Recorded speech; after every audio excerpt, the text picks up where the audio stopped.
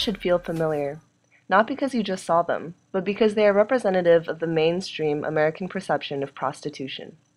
These women are represented in the media and everyday discourse as immoral.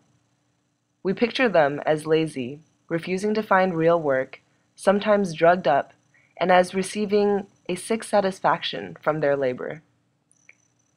The media either directly focuses on the immorality and impurity of prostitution, or dilutes its realities for the sake of Hollywood entertainment. Think Pretty Woman and Risky Business.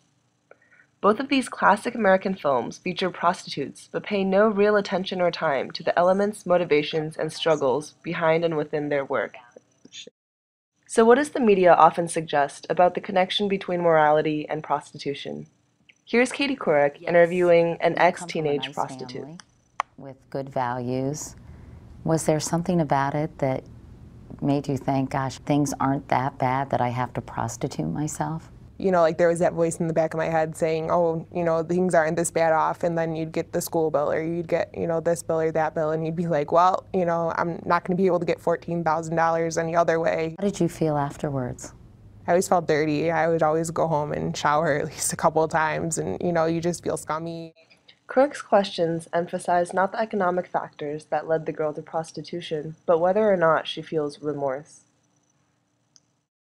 How do these attitudes then play out in greater society and politics?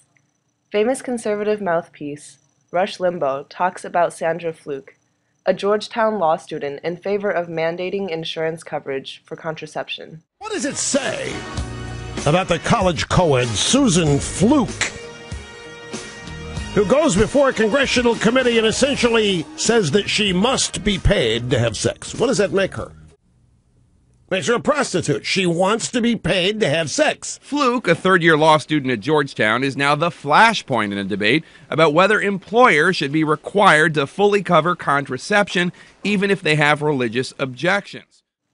The link between prostitution and immorality is so established that it becomes a metaphor in other social realms.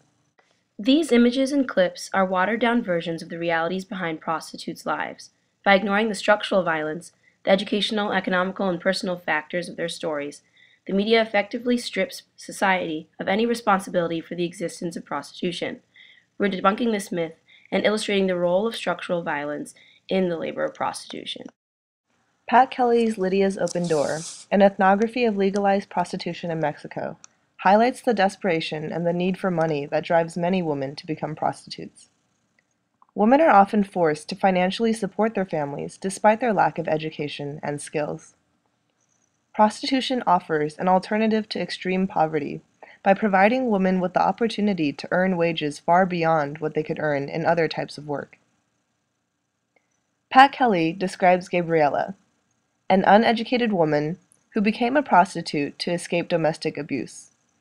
Another woman, named Sonia, was eager to leave El Salvador when a woman offered her well-paid work in Mexico, allowing her to escape the violent confrontations with the father of her child. Sonia left her home because of the poverty she was in. She wanted to have her own things so that she would be able to say, "This is mine." Through these stories, Kelly showcases the structural violence that makes prostitution these women's only alternative. She highlights the fact that a lack of money, abusive relationships, and emotional desperation often lead women to become prostitutes. Even in America, women often become prostitutes because of outside forces like a lack of education and a need for financial resources. I'm a housewife. You know, it's important to be a housewife, but at the same time, you almost feel like you're a drain because you're not bringing in any money. And you know what you do is important, but it was hard to watch my husband struggle with the bills and know that I couldn't really do anything to help him.